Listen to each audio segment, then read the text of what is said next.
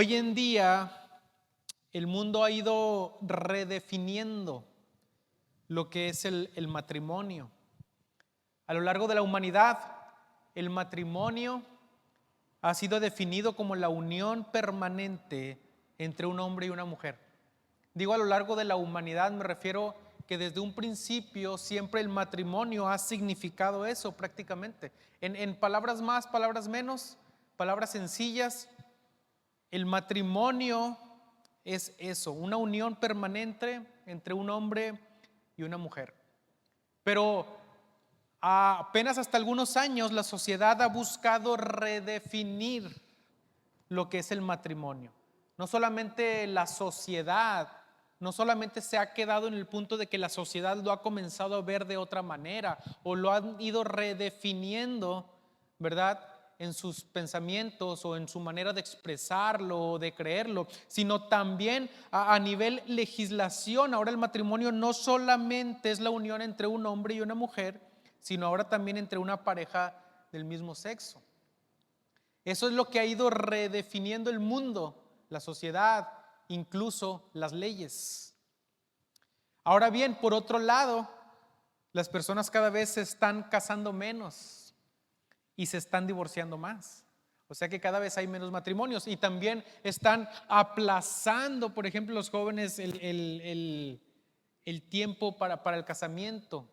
Antes se casaban a los 20, por decir, ahora se casan después de los 30. Si te casas antes de los 30, pues no has disfrutado la juventud, no has disfrutado tu soltería, es lo que se dice, ¿no? Etcétera. La idea de casarse cada vez es menos atractiva, menos popular, ¿verdad? Y el hecho y la creencia que hasta, recalco, hasta hace algunos años o tal vez una década o poco más, no sé, o poco menos, la idea de tener una pareja para toda la vida, pues cada vez es menos popular. La idea antes del matrimonio era: nos casamos para toda la vida. De hecho, era muy difícil en comparación ahora el proceso de divorcio. O sea, antes no era tan sencillo divorciarse. Si uno de los dos no estaba de acuerdo, era un montón de trabas el poder llegar a un acuerdo para que un juez te divorciara. Ahora es tan fácil divorciarse que ahora le llaman incluso divorcios express. ¿Han escuchado la palabra? Yo he visto hasta anuncios en la calle, así en postes de abogados que se anuncian y dicen divorcios express, te divorciamos en tanto tiempo, rápido. He conocido parejas que se han separado por 1 o 2 meses y en esos 2 meses o un mes llegan al acuerdo de divorciarse, se divorcian, sale rápido la carta de divorcio y luego resulta que se quieren volver a unir, se reconcilian después de solo 2 meses que se separaron, pero ya están divorciados. O sea, están juntos pero divorciados. ¿Por qué? Porque el divorcio se ha hecho tan rápido, la idea del matrimonio se ha desvirtuado tanto que ya no es la idea de que si nos vamos a casar va a ser para toda la vida. Esa idea cada vez se ha hecho menos atractiva, se ha ido desvirtuando. Así que vivimos en una cultura que constantemente está cambiando su forma de pensamiento, está cambiando sus ideales.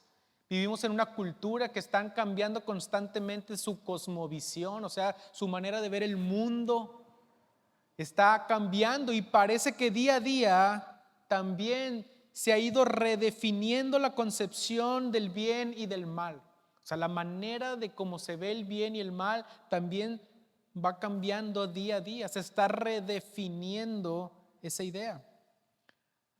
Así que necesitamos como iglesia, como cristianos, volver una y otra vez a lo que Dios mismo estableció en su palabra como el diseño perfecto para el matrimonio. Así que, ¿cuál es, para empezar, el diseño que Dios estableció para el matrimonio? Y quiero partir desde la premisa de que si Dios es el creador del hombre y de la mujer, es Dios quien ha establecido también el matrimonio, y solamente Él puede definir qué es el matrimonio. Y su palabra nos enseña cómo Dios ha establecido el matrimonio y los propósitos que Dios tenía desde siempre al establecer y definir cómo debía ser el matrimonio, para qué es el matrimonio y el propósito de Dios para el matrimonio. Así que si partimos desde esa premisa de que Dios ha establecido el matrimonio de manera que solo Él puede definir lo que es el matrimonio, entonces, empezando desde aquí, entendiendo que somos creyentes, que estamos hablando a la iglesia, ¿verdad? Porque si no crees en Dios, si no crees en la palabra de Dios, bueno, ya sería otro cuento lo que estaríamos enseñando. Pero estamos partiendo desde la idea de que entendemos que solo Dios puede definir el matrimonio porque somos creyentes. Y empezando desde aquí, quiero que vayamos a Génesis capítulo 1, versículo 27. Dice la palabra del Señor que Dios creó a los seres humanos o al hombre a su propia imagen. A imagen de Dios los creó, hombre y mujer los creó. Cuando dice la Reina Valera que Dios creó al hombre a su propia imagen, se refiere al ser humano. La palabra en el hebreo es Adam, que quiere decir ser humano o humanidad. Por eso aclara la misma palabra del Señor que Dios creó al hombre a su propia imagen, a imagen de Dios lo creó, hombre y mujer los creó. O sea, refiriéndose en términos generales a la humanidad, Dios creó al ser humano como un hombre y una mujer y los creó a su imagen. Así que empezando desde aquí, logramos ver cómo Dios creó al ser humano de una manera especial. Fíjense bien, Dios los hizo ¿cómo? A su imagen. No dice que hizo a los animales. Si se fijan bien, ¿no? Cuando estamos leyendo todo el relato del Génesis, Dios creó a los animales, Dios creó las plantas, Dios creó todo tipo de animales, todo tipo de seres vivientes, todo tipo de plantas, etcétera. Pero solamente se nos recalca y aclara la palabra del Señor que Dios creó al hombre a su imagen. Así que podemos decir que Dios creó al ser humano de una manera especial. E incluso es como que se toma el tiempo de decir, hagamos ahora al ser humano. Y dice que lo hizo a su imagen. No dice que las plantas ni los animales, repito, y creo que ni siquiera podemos ver que dice que hizo así a los ángeles. Por lo menos no lo menciona, pero aclara que a los seres humanos los hizo a su imagen. Ahora, quiere decir esto que Dios nos hizo con semejanzas que Dios posee. O sea, no somos iguales a Dios, ni poseemos todas las cualidades de Dios, pero sí se nos dice que poseemos ciertas capacidades como Dios. Igual, no las poseemos a plenitud como Dios las posee, porque no somos Dios, pero sí en el nivel de una semejanza. Tenemos semejanzas a Dios porque Él nos hizo a su imagen y a su semejanza. Tenemos capacidades como de raciocinio, del deseo de amar, de relacionarnos, capacidades intelectuales, etcétera. Muchas capacidades semejantes a Dios.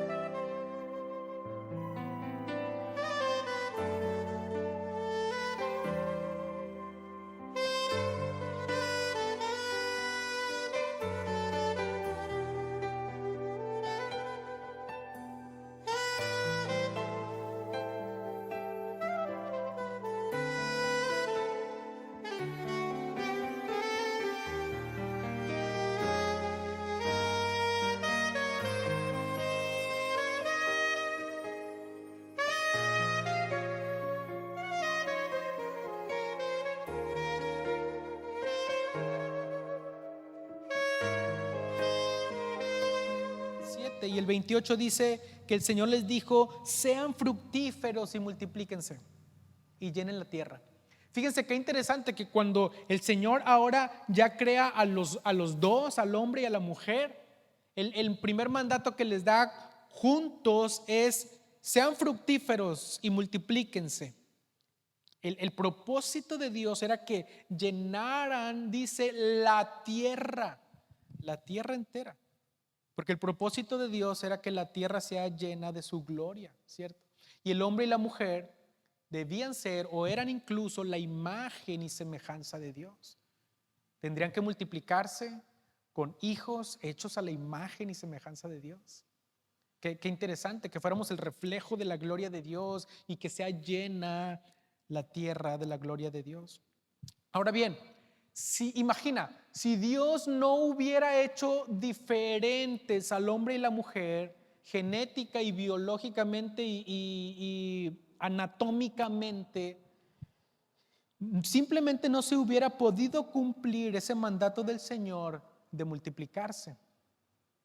Entonces, si vamos siguiendo desde el principio cómo Dios estableció la creación, hablando específicamente del hombre y de la mujer, y cómo Dios empezó a dar propósitos para el hombre y para la mujer, y cuál era el propósito de Dios de ser exaltado por sobre toda la tierra, vamos entendiendo que Dios diseñó al hombre y a la mujer con propósitos eternos. Y ese propósito era que el ser humano se multiplicara y llenara la tierra de la imagen del Señor. Entonces Dios crea al hombre, crea a la mujer de manera que puedan complementarse y cumplir así los propósitos de Dios, los propósitos del Señor.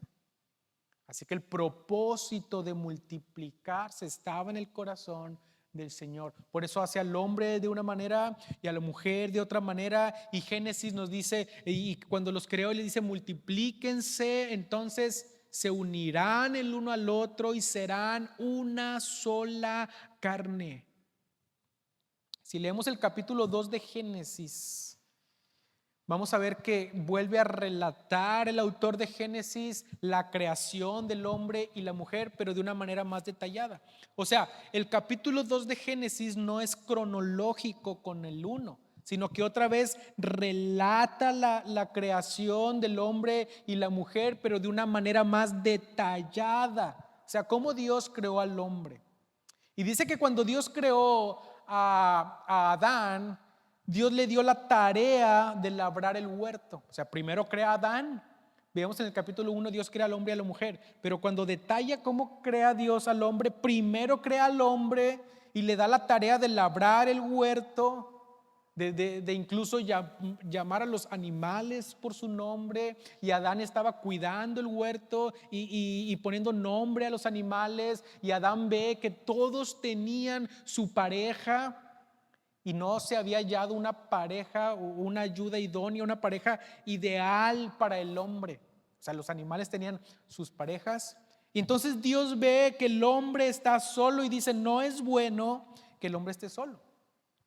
Y es ahí donde le hace una ayuda idónea. O sea, el complemento perfecto para el hombre.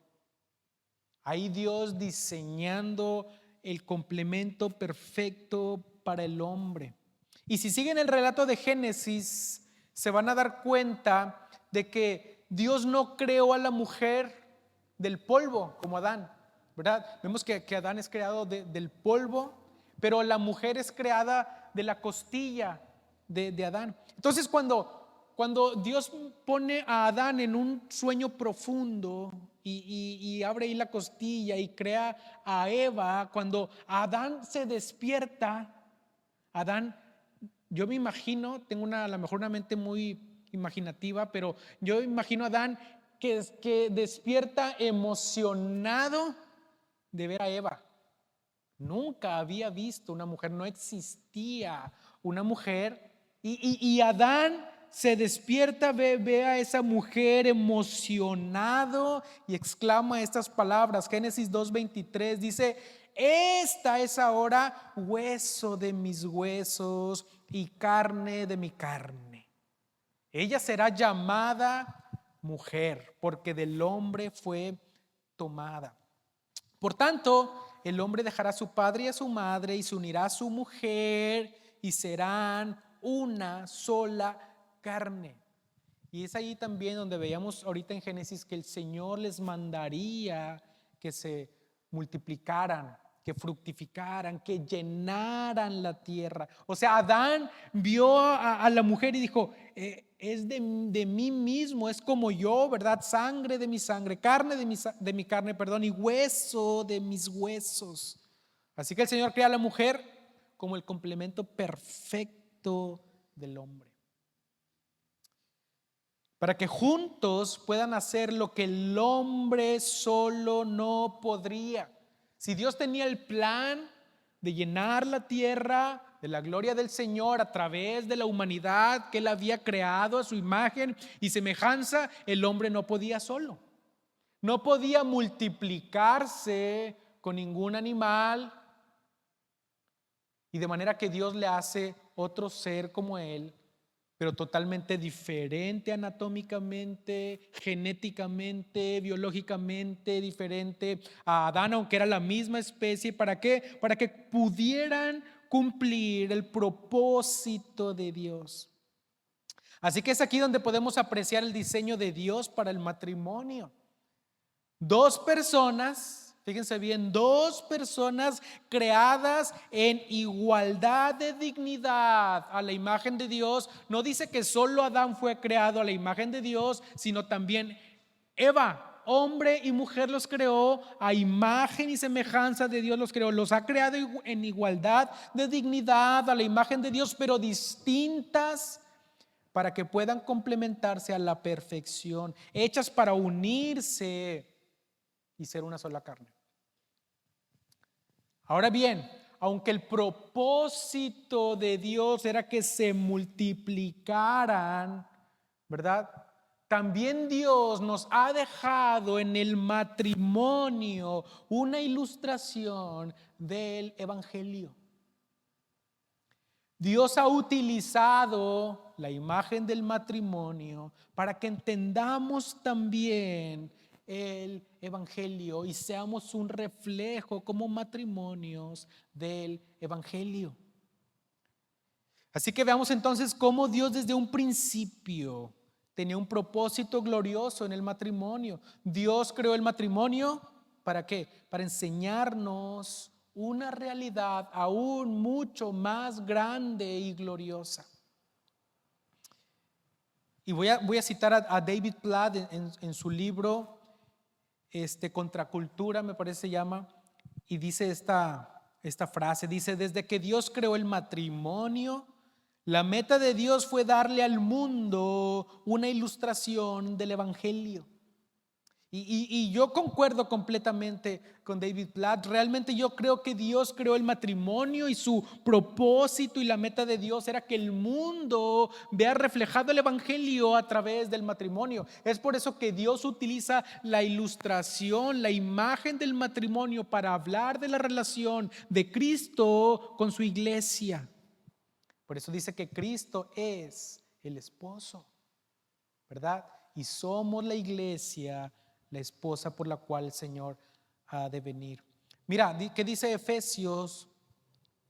Quiero que tomemos algo importante de Efesios capítulo 5, versículos 23 al 25. Dice: porque el marido es cabeza de la mujer, así como Cristo es cabeza de la iglesia, la cual es su cuerpo y Él es su Salvador.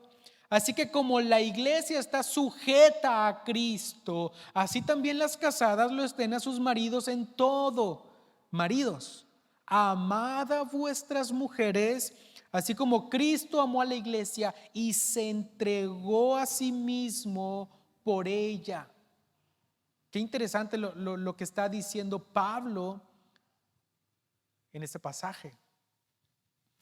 Al leer este pasaje, así como que de primera intención, probablemente no, estoy seguro que tal vez a las mujeres no les agrade mucho.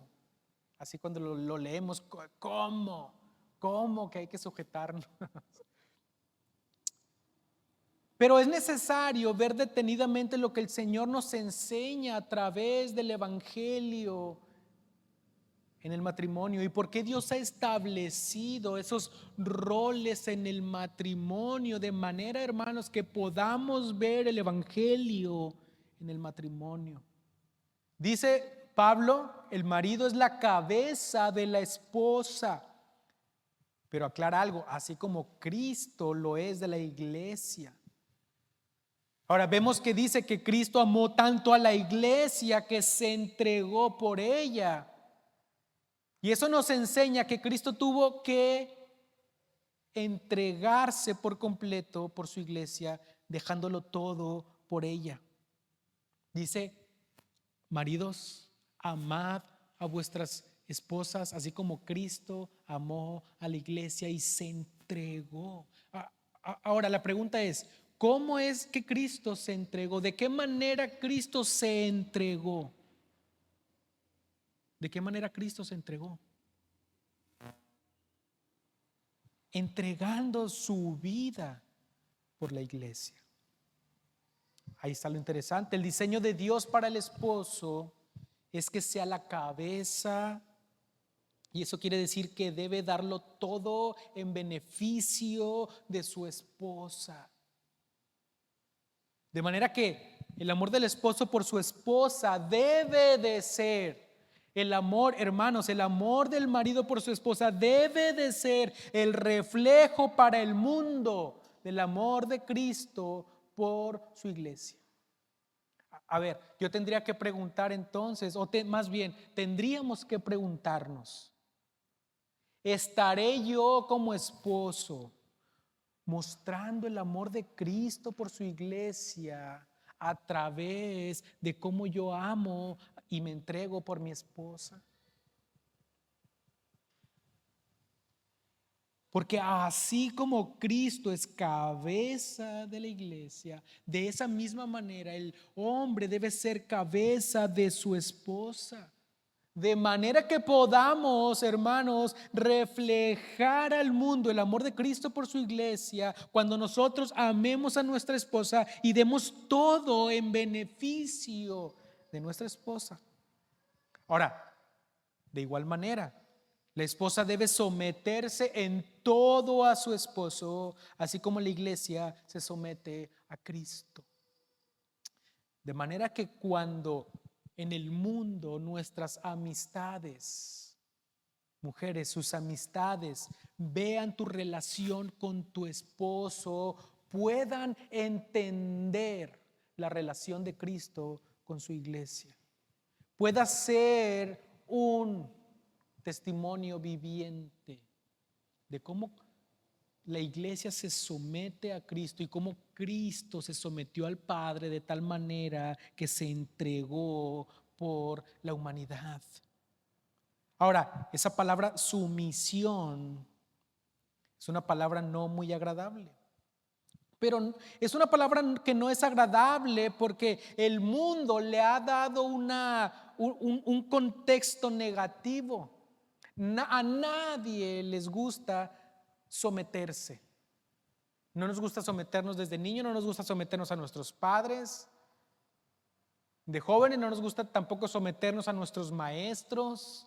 De adultos no nos gusta someternos en el trabajo o a las autoridades o al gobierno, etcétera, etcétera. Y si te pones a pensar de una u otra manera o en un grado mayor o menor, no nos gusta someternos. Y hemos desobedecido siempre a nuestras autoridades de una u otra manera, en una u otra área. Porque es parte de nuestra pecaminosidad el no querer someternos. Pero realmente la Biblia no enseña la sumisión como algo negativo de ninguna manera. En las Escrituras la sumisión no es, quiero aclarar esto, no es un sinónimo de inferioridad de ninguna manera. Más bien, las Escrituras nos enseñan que la sumisión es un sinónimo de amor. Incluso podemos encontrar sumisión en los roles que la misma Trinidad desempeña entre sí. O sea, que Dios mismo, nuestro Dios trino, desempeña en las tres personas de la Santa Trinidad, como Cristo decidió someterse voluntariamente al Padre. Y de ninguna manera se nos enseña que Cristo sea inferior al Padre. De hecho, el Padre envió a Cristo a morir en nuestro lugar. Y cuando Cristo ascendió al cielo, el Padre y el Hijo dice que enviaron al Espíritu Santo.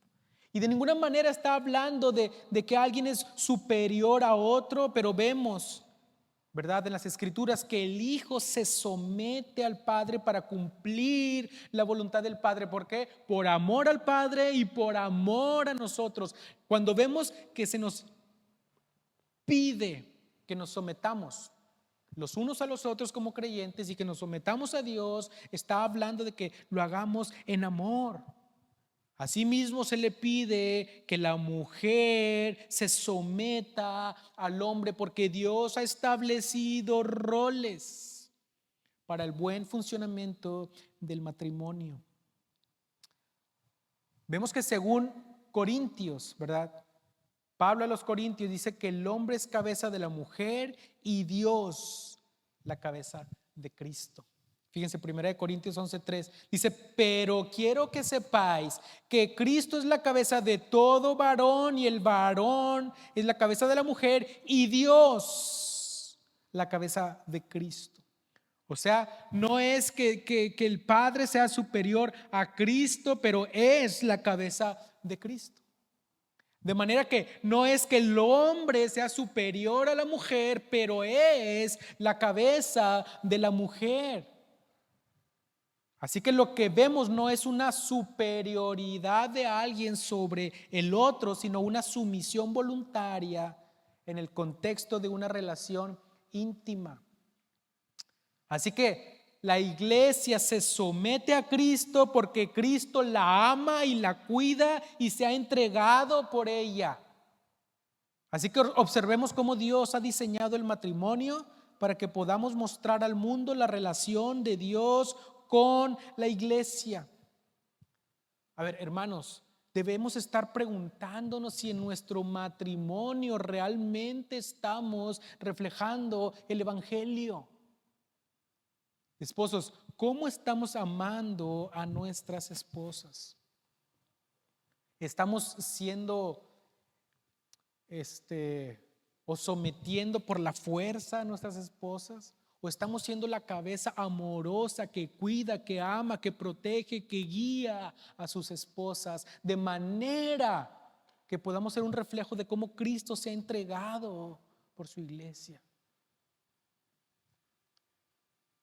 Dios estableció el matrimonio desde el principio de la creación, como veíamos, como una manera, como un medio de ilustrar el evangelio a un mundo que no conoce el evangelio.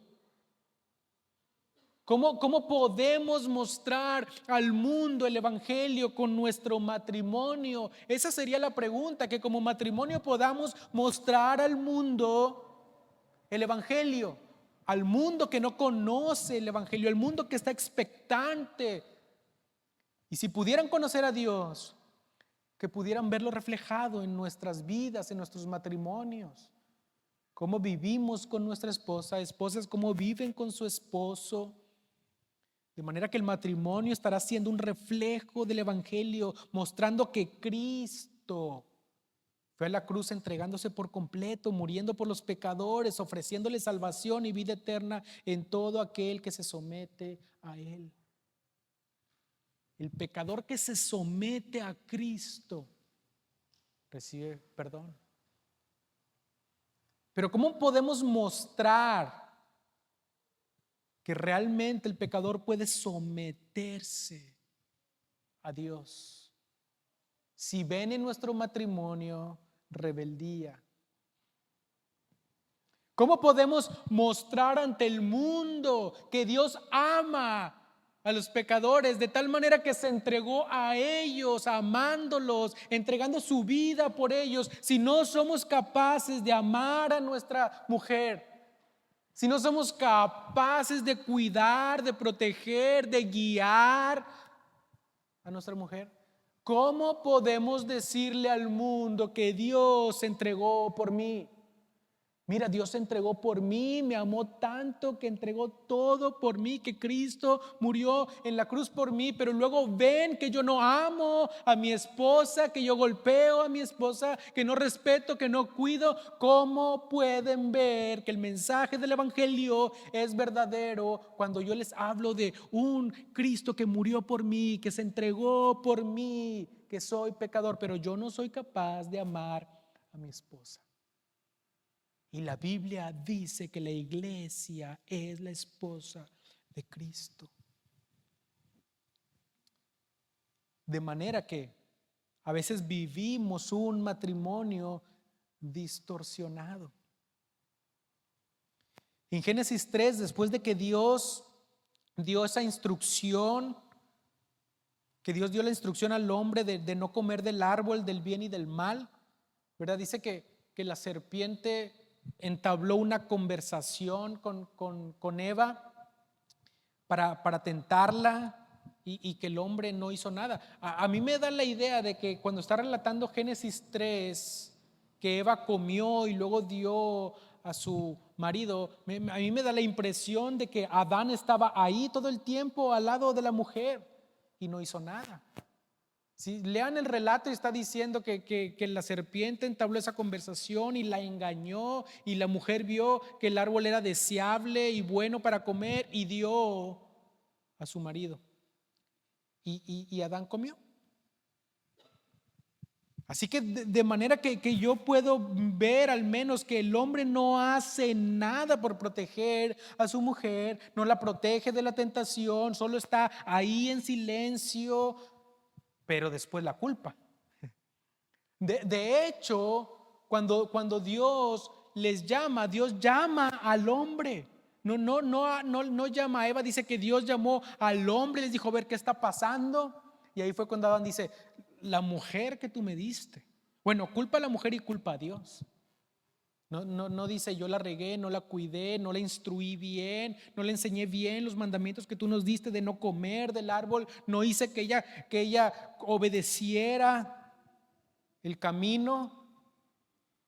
Cuando Dios dice, llama al hombre, dice, Señor, la mujer que me diste me hizo comer. Y hoy en día hay muchos hombres así como Adán, ¿no? Que no toman la responsabilidad de amar, proteger, proveer lo necesario para su esposa. Y es que como hombres a veces nos vamos a un extremo de suplir solamente lo material económicamente, pero no lo espiritual, no lo emocional, no la necesidad relacional que tienen las mujeres, que tienen la esposa, como seres importantes en nuestras vidas. Ahora es importante lo material, pero también lo espiritual, lo emocional, es muy importante para las mujeres. De hecho, una de las excusas más grandes que los hombres toman, ¿verdad? Cuando una mujer le dice, no me estás dando el tiempo necesario, cuando le dicen a su esposo, o no me estás poniendo la atención necesaria. ¿Cuál es la excusa del hombre? ¿Te falta algo? ¿Verdad? ¿Tienes casa, tienes carro, te falta algo? ¿Hay algo que te falte? Bueno, no estás poniendo gorro. Pero realmente el Señor nos ha puesto para que amemos a nuestra esposa como Cristo. Y Cristo principalmente se entregó por nosotros para rescatarnos del pecado, de la muerte, de lo espiritual, lo que necesitábamos realmente. Y claro, también suple todas nuestras necesidades, de manera que como hombres, hermanos, no debemos fallar como Adán, sino tomar la responsabilidad de amar, proteger, proveer y cuidar. Así que hombres, estamos amando a nuestra esposa así como Cristo ama a su iglesia. Y mujeres, están sometiéndose a su esposo, así como la iglesia debe someterse a Cristo. O más bien, así como Cristo también se somete al Padre. Siguiendo ahí con Génesis 3, podemos ver las consecuencias del pecado en el hombre. Así que en lugar de gobernar amorosamente a su mujer, las consecuencias del pecado, el Señor les dice: ahora Él se enseñoreará de ti.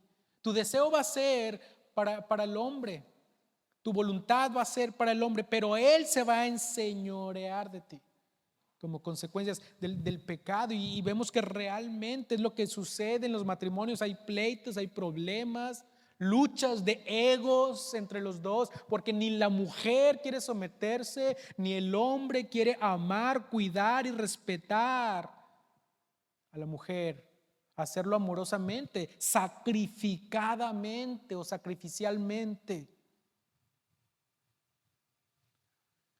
Así que el matrimonio poco a poco se ha ido distorsionando. Por un lado, el machismo, que se quiere sobreponer a la mujer, y en lugar de gobernar amorosamente, lo quieren hacer como tiranos, como dictadores, sin preocuparse realmente y entregarse y darlo todo por su esposa. Por otro lado, el feminismo, que quiere tomar el rol del varón. Dice: si el hombre lo puede hacer, yo también lo puedo hacer, dice la mujer. ¿Por qué tengo que someterme si somos iguales? Lo que puede hacer el hombre, yo lo puedo hacer, dicen las mujeres, pero no han entendido que son un complemento y que Dios nos ve iguales en dignidad, pero nos ha dado diferentes roles. Por eso hay roles en el hogar, hay roles en la familia, y Dios ha establecido roles incluso dentro de la iglesia. Pero aún el feminismo está entrando en las iglesias y las mujeres quieren tomar roles que no les corresponde, quieren tomar los roles de los hombres. Y vemos ahí cómo el mismo feminismo está infiltrando aún el cristianismo. Y mientras los roles se estén invirtiendo, la misma sociedad está colapsando. Porque Dios estableció el matrimonio, la familia, como el pilar más fuerte para la sociedad. Es por eso que las organizaciones mundiales quieren dañar la principal institución, que es la familia. ¿Cómo? Dañando el matrimonio, quitándoles la autoridad incluso a los padres para guiar a sus hijos y distorsionando el matrimonio. Y mientras el hombre deje su rol y la mujer usurpe el rol del hombre y viceversa, se destruye la familia, se caen los pilares de la sociedad.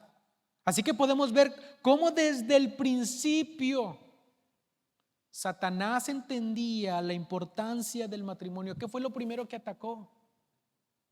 Y distorsionó el diseño de Dios. Atacó el matrimonio. Desde un principio Satanás quiso atacar la creación, queriendo distorsionar el diseño original de Dios para el matrimonio. Se brincó la autoridad del hombre sabiendo que podía llegar a la mujer, y aprovechó también que el hombre no estaba cumpliendo correctamente su rol para que fallaran, desobedecieran y distorsionaran el diseño de Dios para el matrimonio.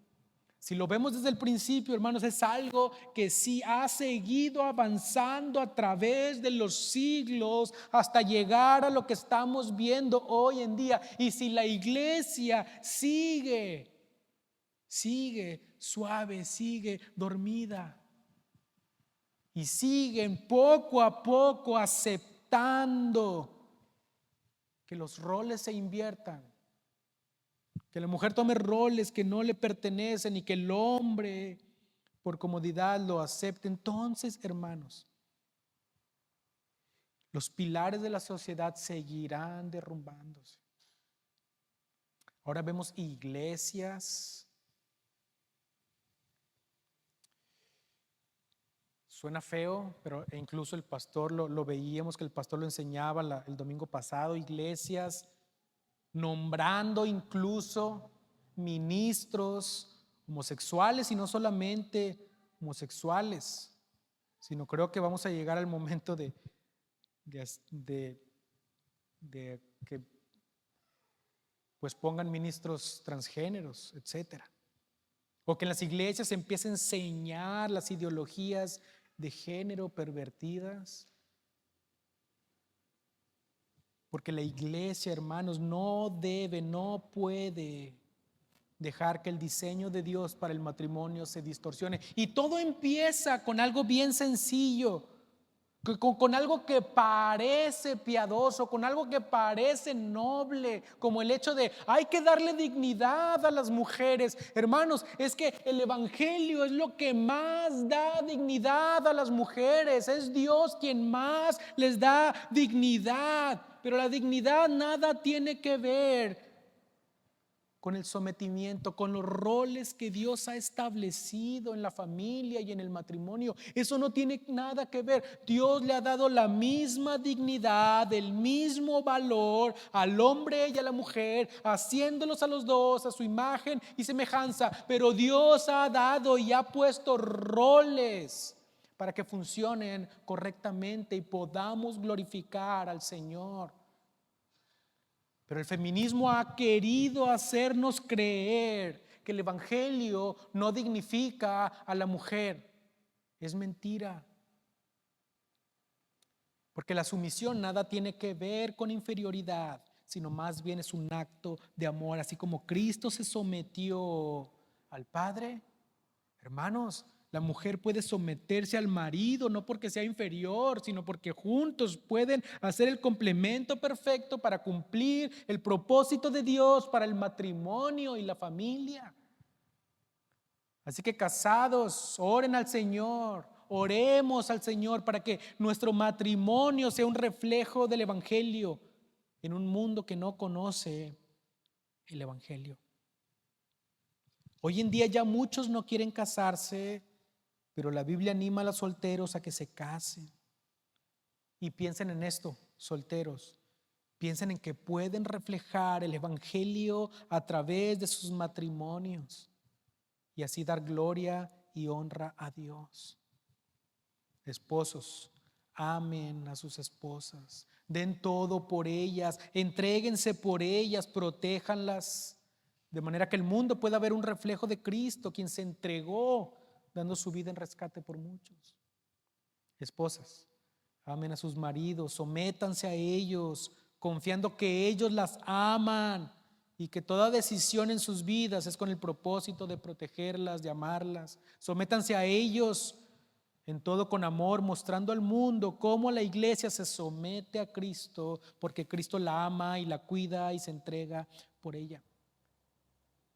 Tal vez no seamos esposos perfectos, pero tomemos el ejemplo de Cristo.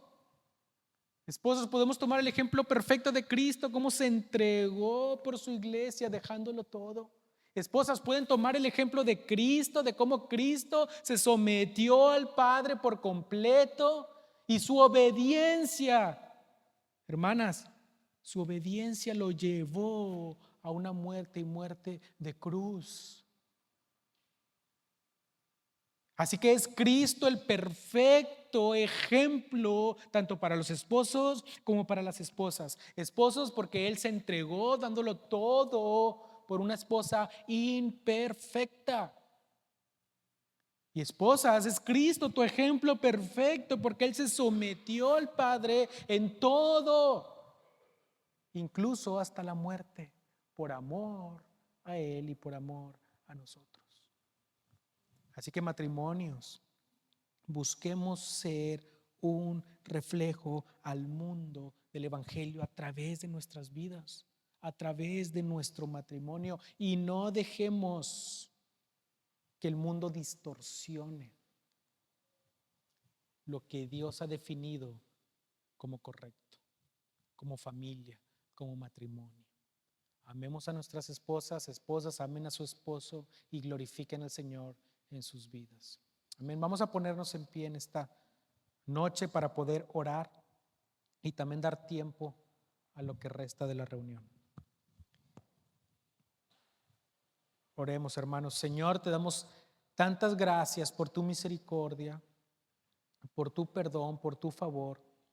Tantas gracias, Señor, porque tú te entregaste por nosotros, siendo imperfectos, siendo pecadores. Señor, tú te entregaste en nuestro lugar. Señor, lo entregaste todo por nosotros. Y de esa manera queremos nosotros también ser un reflejo del Evangelio. ¿Cómo podemos, Señor, amar a nuestras esposas? Aún siendo imperfectas, nosotros las podemos amar, porque tú nos amaste siendo imperfectos. Señor, que también las mujeres puedan, Señor, ser un reflejo del Evangelio, sometiéndose a su esposo. Que podamos mostrar, Señor, cómo podemos y debemos también la iglesia someterse a nuestro Señor. Y que podamos ser ese reflejo de cómo Cristo se ha entregado y se ha sometido al Padre por amor a nosotros. Señor, ayúdanos a criar, Señor, hijos conforme a tu palabra. Que juntos, que nuestros hijos puedan ver, Señor, el Evangelio en sus padres. Que puedan crecer, Señor, en un entorno sano.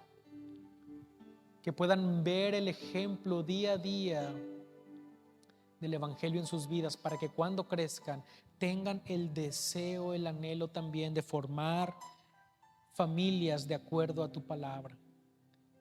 Que tengan el deseo de formar un matrimonio en Cristo.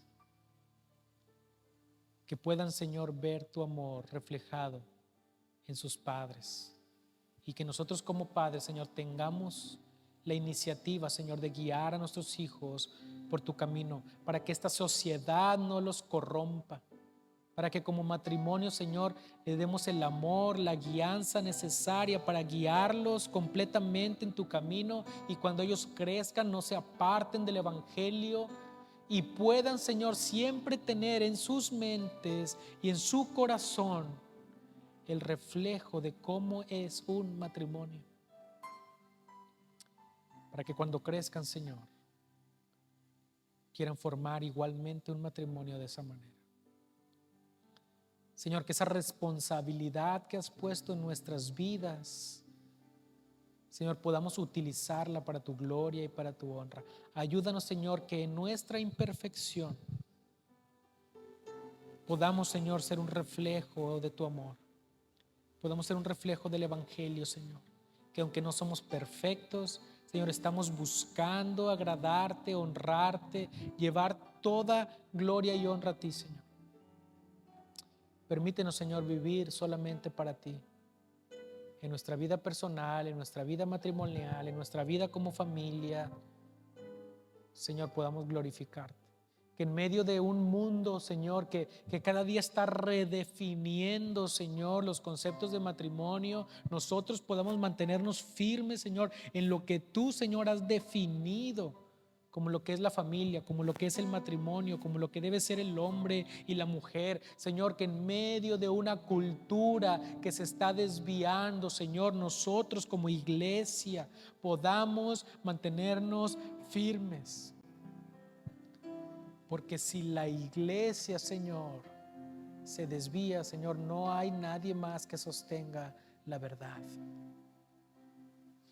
Que la iglesia, Señor, seamos ese pilar que sostiene la verdad en este mundo caído.